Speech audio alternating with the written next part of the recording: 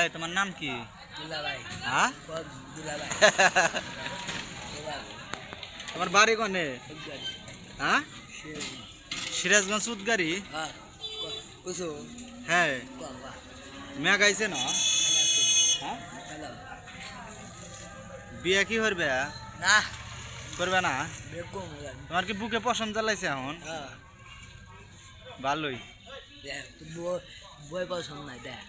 না আমার বইয়ে পশম আছে, তোমার আছে? আমি তো। খোলোছেন দেখি।